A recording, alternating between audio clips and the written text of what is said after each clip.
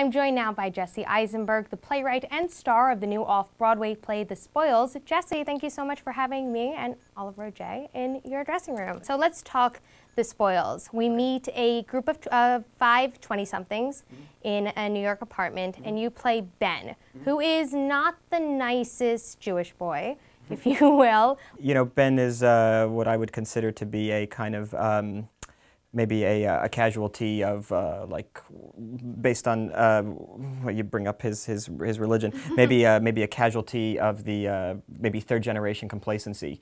You know, so probably his grandparents came over here and probably worked some job that they didn't like, probably gave up their lives and sacrificed their, let's say, greater hopes or whatever for their children, who probably became, well, in my character's case, a dentist, and then my character has been given so much that he's lost sense of drive, he's lost a sense of meaning in life, and he's lost even kind of a good nature. My character's roommate is a kind of earnest Nepalese immigrant upstart who is got a scholarship to study at NYU, a school for which my character has just been ejected from. So you see them juxtaposed.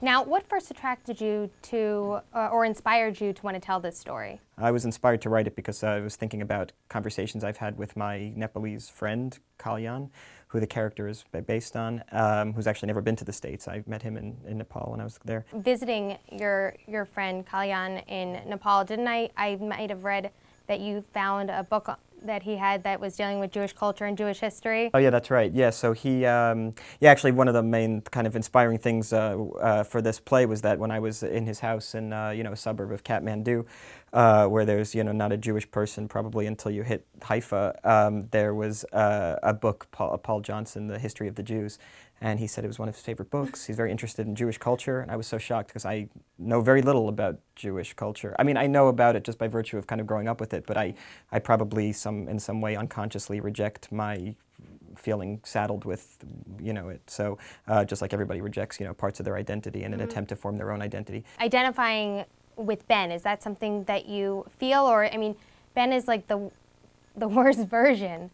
Yeah, I relate to everybody in the play. That's how I was able to write them. I relate to my character a lot. He's a very sensitive guy who is so sensitive that he has built up this horrible wall. I guess the play overall is funny, but he is miserable. Obviously you're not miserable. I'm not that happy, but that's not by virtue of my circumstances being bad. I just wasn't made that way. So I'm at the theater every night for 4 o'clock for an 8 o'clock show. I pace around the theater all day. I'm not like going out at night and doing fun things. I mean, I can relate to feeling alienated and feeling... Now, look, I don't have anything bad in my life, but that doesn't mean I'm, like, thrilled by it. I probably should be, but I'm not. So I don't know. I could relate to his feeling alienated, his feelings of, you know, depression, anxieties, everything he deals with, I deal with.